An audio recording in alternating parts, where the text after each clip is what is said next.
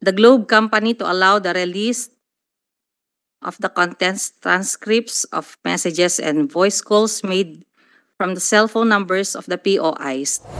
Pati Globe. Ha? Hindi ho sila nag-reply, sir. Hindi nag-reply. For that matter, subpoena them. Nag-submit naman sir yung Globe, pero ang walang content sir. That is why, Kumsek, you invite Globe, ha? You can just imagine.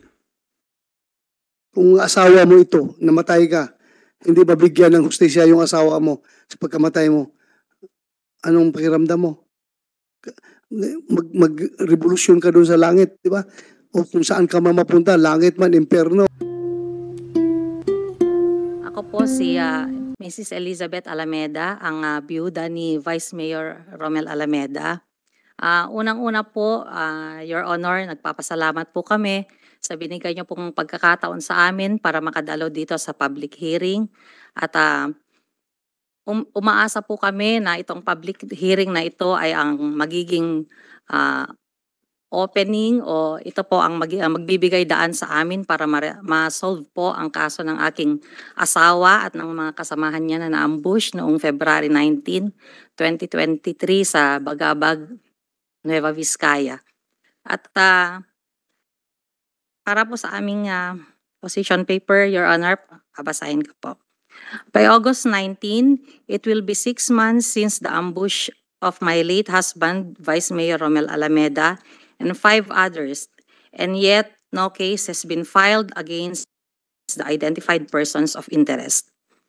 The Alameda family and the widows of the 5 other victims of the brutal killing are strongly requesting the committee of Senator Ronald Bato de la Rosa to assist us to seek justice for the death of Vice Mayor Romel G. Alameda, Alexander A. de Los Angeles, John Dwayne Alameda, June Ramos, Alvin Abel, and Ismael Nanay. May we then request the committee for the following, Your Honor. The committee to assist the Paris 6 widows to seek justice for the death of their for our husbands. To the Globe Company to allow the release of the contents transcripts of messages and voice calls made from the cell phone numbers of the POIs, so that these transcripts and voice messages could be allowed to be used as evidences to file formal cases against them. The honorable senators to allocate funds to be used as monetary reward for those who may provide information on the identity and whereabouts of the suspected perpetrators of the ambush of Vice Mayor Romel Alameda and 5 others. And further request for the NBI to provide a progress report on the parallel investigation they conducted on the ambush of Vice Mayor Romel Alameda and company. That's all, Your Honor. Thank you. Thank you, ma'am. Rest assured that as your chairman of the Senate Committee on Public Order and Dangerous Drugs and all other members of this committee, we will exert or exercise our oversight function over these investigating agencies. Constant po namin papulapin ito. Itong PNP, NBI, at sino man na law enforcement agency na nag-imbestiga itong kaso na ito. And even the prosecution, we will follow up the prosecutor na may hawak ng kaso. Hindi po namin ito tatantanan. Rest assured. Maraming salamat po, sir. Thank you po, ma'am. PNP? Before PNP will present their presentation, meron ba doon yung National Privacy Commission? Sinong representative ng National Privacy Commission? Hindi kayo nag-imbita? For that matter, next hearing, you invite them. If they don't want to attend, kuwan mo, subpoena mo. Ha? Pati Globe. Ha? ho sila nag-reply, sir. Hindi nag-reply. For that matter, subpoena them. Ang ginagawa ng mga tao na yan, ayaw mag-attend ng hearing. Ngayon, iimbita, hindi nagpadala, subpoena. Then kung ayaw pa rin sumipot, papuntahan mo ng USAA, paaresto mo doon sa opisina nila. Bakit ayaw lang mag-attend dito? Ha? Tapos, Globe. You also invite a representative from Globe. Thank you, Comsec. On April 26, 2023, the location of the subjects for the application of search warrant has two separate judicial jurisdiction, which in RTC Gapan and RTC Cabanatuan City. However, our office was able to apply only to Honorable Elenita N. Evangelista Casipit, the Executive Judge of RTC 3rd Judicial Region in Gapan, Nueva Ecija, against the POI or the person of interest for violation of RA 10591, while the search warrant application at RTC Branch 26. Kung hindi na gano'n importante yan, anyway, negative man kaya, hindi mabinigay ng korte. Anyway, yung update mo, malalaman natin yan as we go along. Yes, sir. May importante ka pa dyan. Sabihin yung pinaka-importante lang. Huwag na yung buong istorya ng buhay mo. Yung, yung Yes, sir. lang. Dapat malaman natin dito. Mr. Chair, Yes. Mr. Chair, I think there's a little relevance into it because it shows na nahirapan silang makakuha ng cooperation sa mga korte, pinaikot-ikot lang po sila. Yes, I'm sure. Siguro tumbukan niyo na lang. Sabihin niyo lang siguro diretso, kami po'y pinahirapan, kami po'y pinaikot-ikot para alam namin kung paano kami atake sa pagtutulong sa inyo para makagawa tayo ng batas tungkol sa pinag-usapan nating kaso ngayon. So kayo ba sa inyo pong pakiramdam, yung mga judges po, uncooperative for whatever reason? Your Honor, can I request the Chief Regional Anti-Cyber Crime Unit and the Regional CIDG to brought out their experience during the application for search warrant? Diretso na lang po. Yes, Sa sir. inyo po, Yes, sir. yung tanong ko pa, para hindi tayo haba, kasi meron pa po kami mga ibang topic yung sa akin, hindi pa napag-usapan. Sa inyo po bang kiramdam, kasi ang habang mga binabasa mga kung sino-sino, mga judge, ang nabanggit, kayo ba ay pinahirapan, sa inyo pong nararamdaman, opinion niyo po, pinahirapan at pinaikot-ikot ng korte na parang naging uncooperative sila sa inyong ginagawang pag-imbestiga, lalo na sa paghingi ng po ng search warrant? Yes, sir. Definitely, sir. Ganun po yung nangyari nung nag-apply po kami ng search warrant sa Nueva Ecija, sir. Okay. Sa ibang mga kaso na inyo pong inimbestigahan, ganito rin ba ang naging actuation ng nasabi mga korte o dito lang sa kasong ito? Dito lang sa kaso na to, sir. Okay. So parang special ang treatment sa kasong ito as far as cooperation is concerned. Yes, sir. You being given cooperation para ma-issue agad ang search warrant sa napakabilis na panahon. Sana, sir. Mr. Chair, is it possible? Pwede ba natin mapatawag yung mga judges sa sunod na hearing? Is that a possibility? Yes, we can. Maybe we can invite those judges here Yes. for them to explain Uh, yan ang actuations nila. yes, Kumsek, kunin mo yung pangalan ng mga judge na, sabi nila, hirap silang kumuha ng, and we will hear their side. Kapatag po tayo ng members ng judiciary.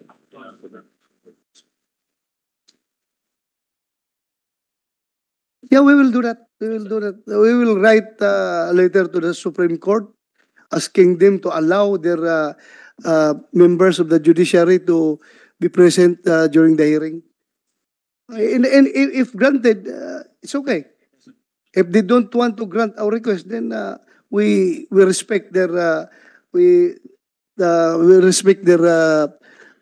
observance of separation of powers. We get in the Huh? next from them, sir. I will get the names from you. Siguro naman, in aid of legislation, we need to hear their side. Maybe they have Precisely. good reasons na para maging ganun ang kanilang pag-aasta. Tulad ng sinabi ng mga pulis natin dito. Kasi, Mr. Chair, nung tanong ko kanina, is this normal sa ibang mga kasong hinandal nila? No.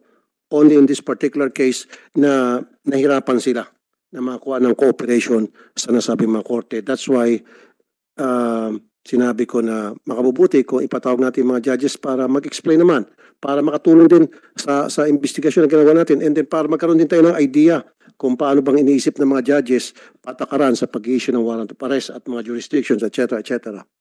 Yes, so that we can legislate policies at Para makatulong po sa makatulong ginagawa sa ng ating police natin. mga kapulisan. Police natin. Yes, yes, Your Honor. Okay, we will do that. Mr. Check, Chair, ano yung sir, pangalan? Mr. Chair, sir. Yan. Yes, go ahead. We have also the same experience with the RACO, our Regional Anti-Cyber Crime Unit, when they applied for a motion to disclose data. With the same courts? Iba sir, iba. Pero hindi po nagbigay ng anuman yung Ano po hiningi niyo po? yung motion to disclose data, sir. May motion to Motion to disclose computer data. sir. disclose computer data. Yes, sir. Can we hear from RACO? Okay. Go ahead. Dito pa, lapit ka dito.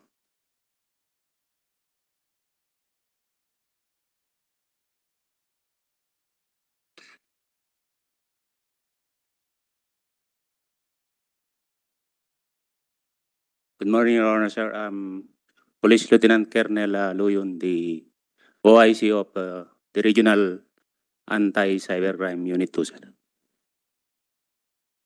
Sir, we applied for warrant to disclose computer data doon sa number ni Mayor Chan. Based, sir, sa affidavit ni Mrs. Alameda. However, sir, nung una, sir, sinagot ng Globe na they don't have the equipment to save yung traffic data. That is why, Kumsek, you invite Globe, ha? Yes, sir. Next meeting, next hearing. Ha? Thank you. Go ahead, continue. Pero nung inamend, sir, yung warrant, nag-reapply kami, sir, nag-submit naman, sir, yung Globe, pero ang walang content, sir. Ibig sabihin, sir, only yung tinext, tinawagan, nung subject number, Sandali, ginrant ng court yes, sir. yung inyong request, yung Request warrant. for warrant, sir. Warrant. Application Tapos, for warrant, sir.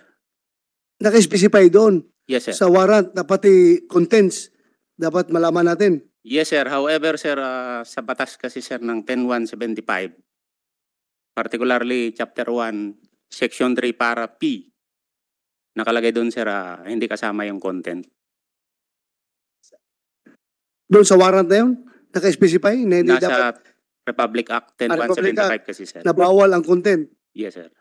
And that's why you need the judge na para obligahin yung Globe na makuha yung ganong klaseng information na gusto nyo, and then the judge declined. Perhaps, sir, No, don't use the word perhaps.